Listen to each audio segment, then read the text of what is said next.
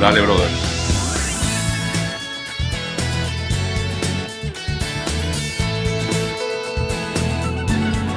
Bien, amigas, amigos, seguimos con más.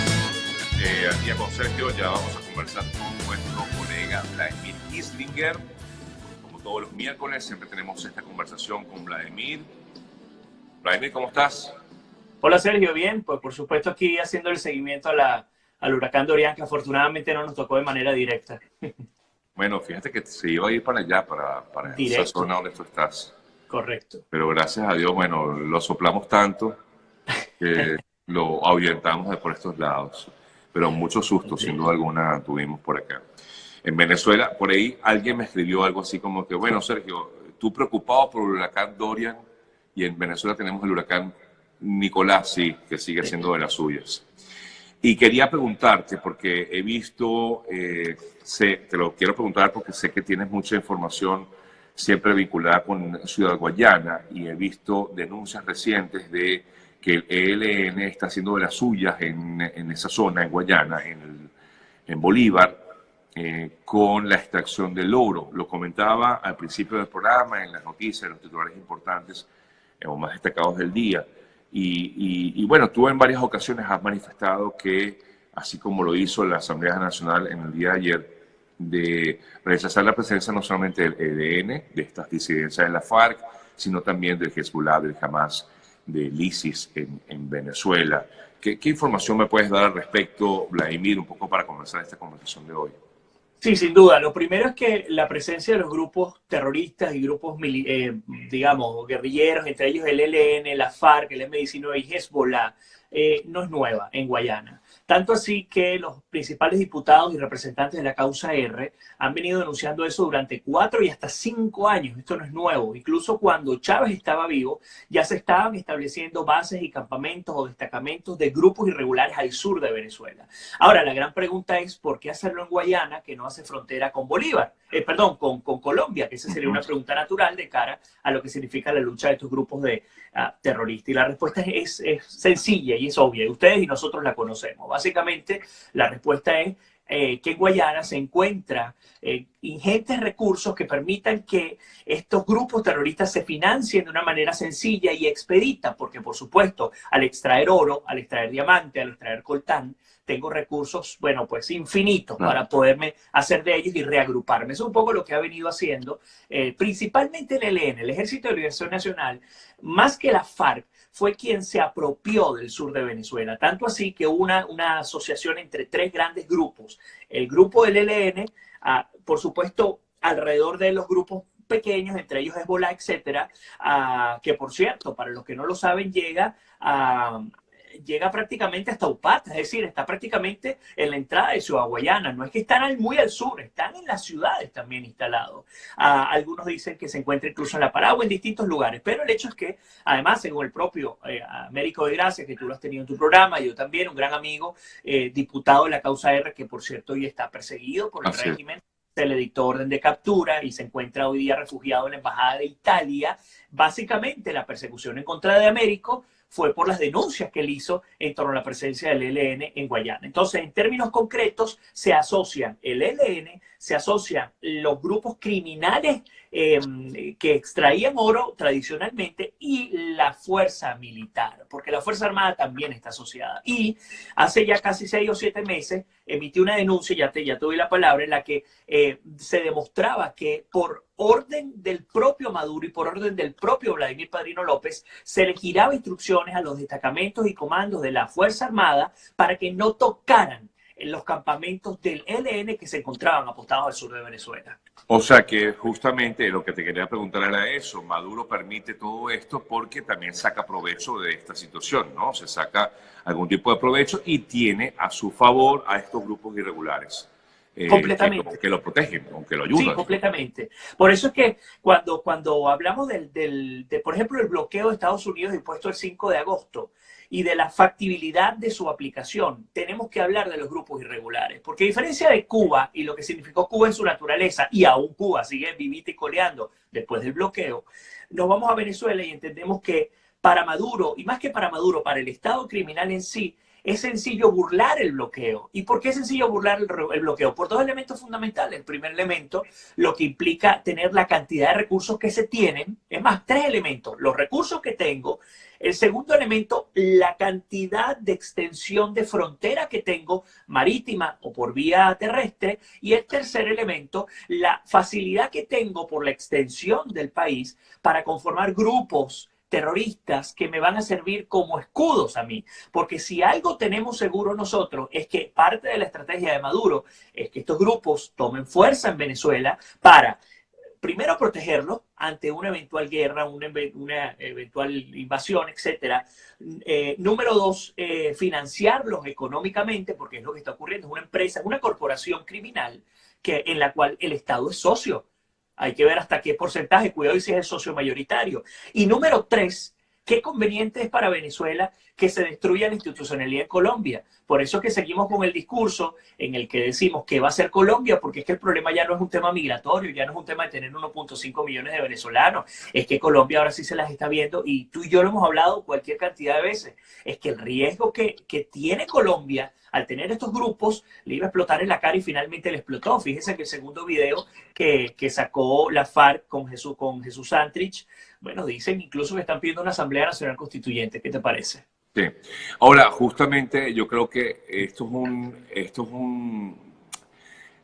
digamos, una pata coja que tiene allí el régimen, ¿no? Creo que creo yo, no sé qué le pudiera explotar en la cara esto al régimen de Maduro, esto de ayudar a las FARC, porque Duque, como decía, él mismo no se va a quedar con esta y va a elevar esto hasta donde tiene que elevarlo. En el día de ayer, aunque muchos lo han desestimado, pero en el día de ayer Guaidó hablaba de la utilización o autorización de redes satelitales para efectivamente demostrar que hay campamentos, incluso aeropuertos o pistas, pues, donde llegan estos cabecillas de estos grupos.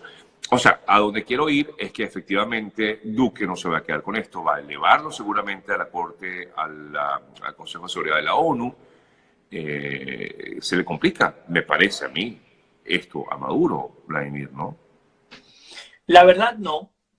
¿Crees que no? Diplomáticamente sí, pero la verdad no. Lo explico sencillo. La única manera que se le complique a Maduro el escenario es que Colombia agarre a su Fuerza Armada y la coloque en la frontera con Venezuela. Es la Bueno, única pero manera. ayer Maduro dijo que había alerta naranja porque pudieran, en todo caso, en cualquier momento atentar contra la soberanía de Venezuela.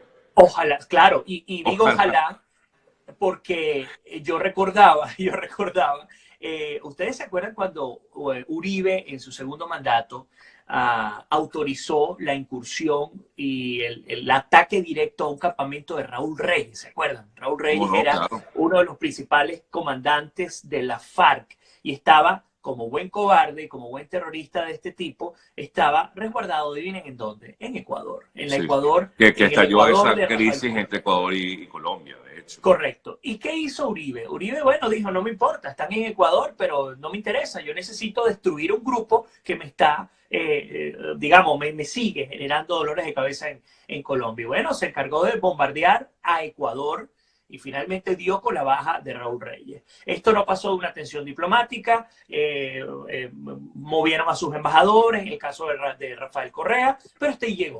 Entonces, vamos al caso actual de Colombia.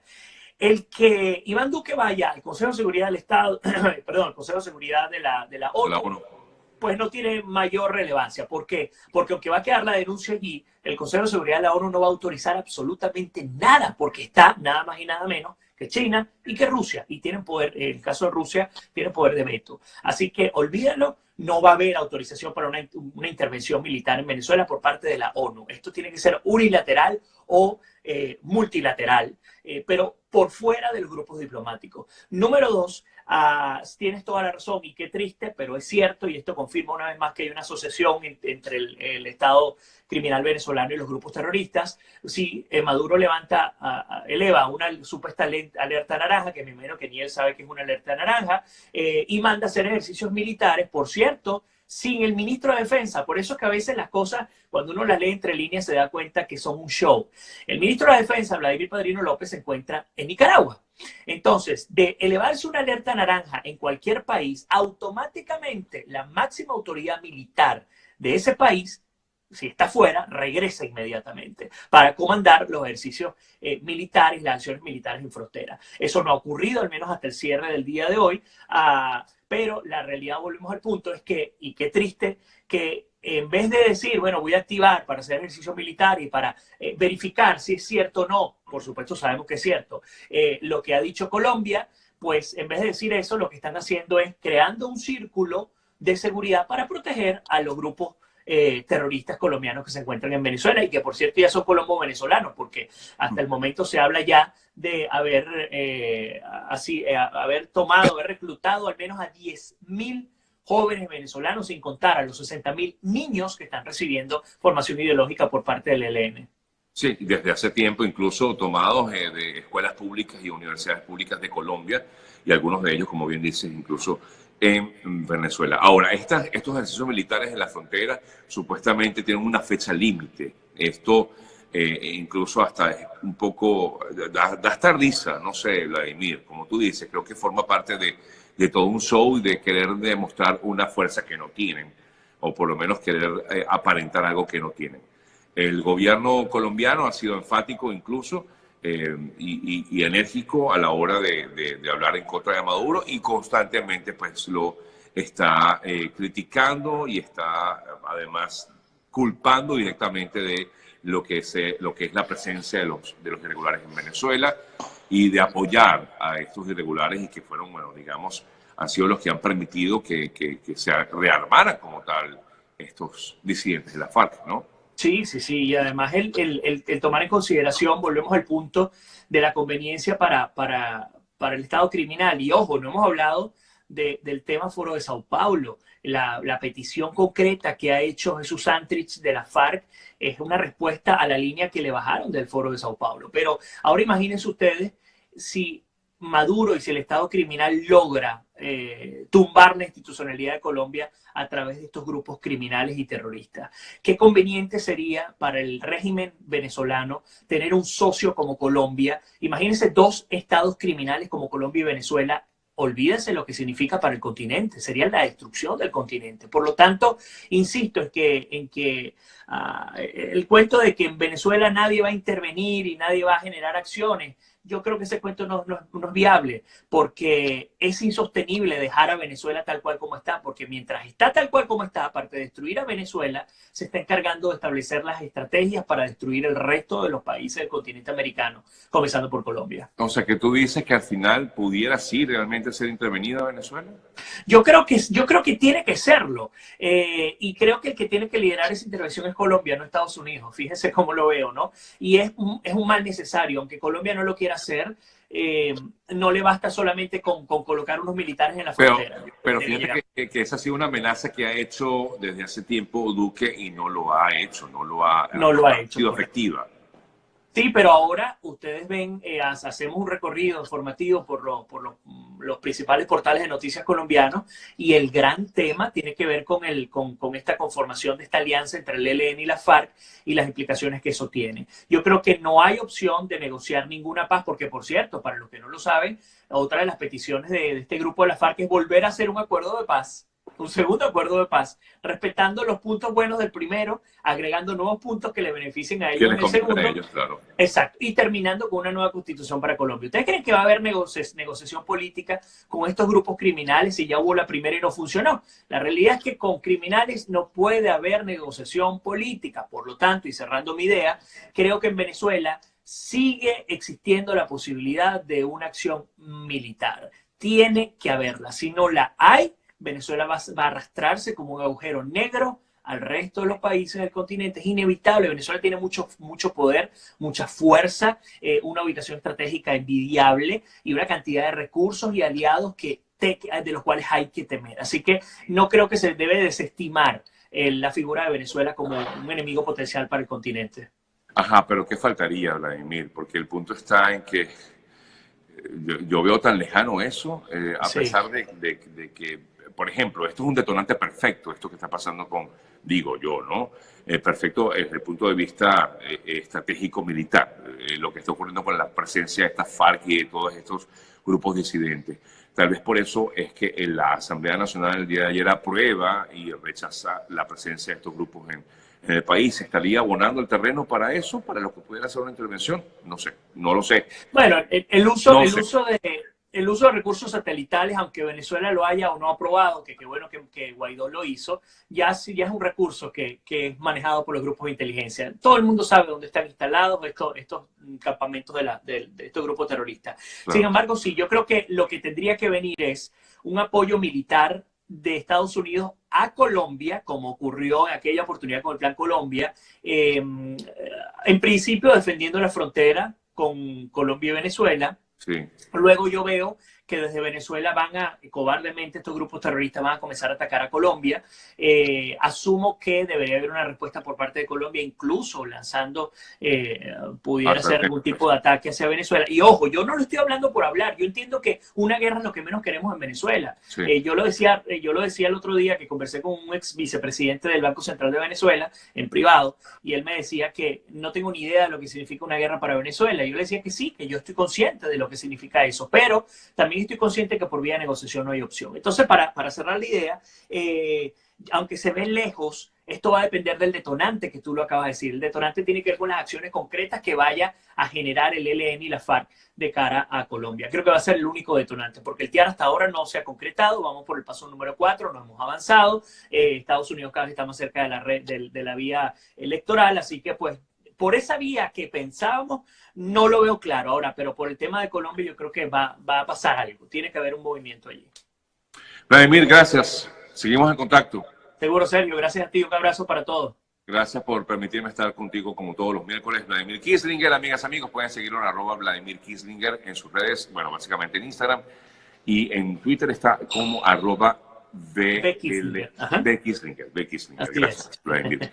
Amigas, amigos, una pausa y en breve seguimos con más de Al Día con Sergio.